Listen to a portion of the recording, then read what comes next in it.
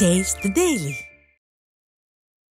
விழுப்புரம் நகராட்சி நிர்வாகம் கடந்த 1.5 ஆண்டுகளுக்கும் மேலாக PF பணத்தை வழங்காமல் தங்களை ஏமாற்றி வருவதை கண்டித்து அங்கு பணியாற்றும் தூய்மை பணியாளர்கள் நகராட்சி அலுவலகத்தில் தர்ணா போராட்டத்தில் ஈடுபட்டனர். நகராட்சியில் பணியாற்றும் 95 தூய்மை பணியாளர்கள் தங்களது PF பணத்தை வழங்க கோரி மனு அளித்தும் இதுவரை எந்த நடவடிக்கையும் எடுக்கப்படவில்லை. இதனால் தாங்கள் பொருளாதார சிக்கலையும் மன உளைச்சலையும் சந்தித்து வருவதாக அங்கு பணியாற்றும் தூய்மை பணியாளர்கள் வேதனை தெரிவிக்கின்றனர்.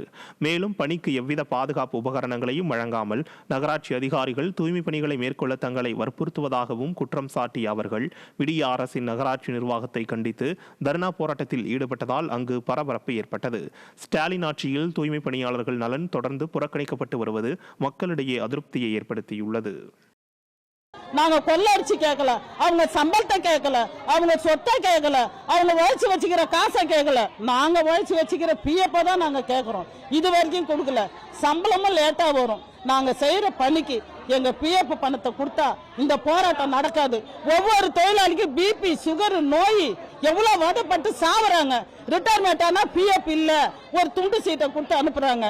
இதை மட்டும் எங்களுக்கு கவர்மெண்ட் நல்லபடியா நடத்தி தரணும்னு சொல்லிட்டு நாங்க தமிழக அரசை கேட்கிறோம். 98 வந்தோம் நாங்கள் வேலைக்கு. அதுலேருந்து எங்களுக்கு PF பிடிக்கிறாங்க. 1000 ரூபாய் சம்பளத்தில் 10 வருஷமாக கஷ்டப்பட்டோம்.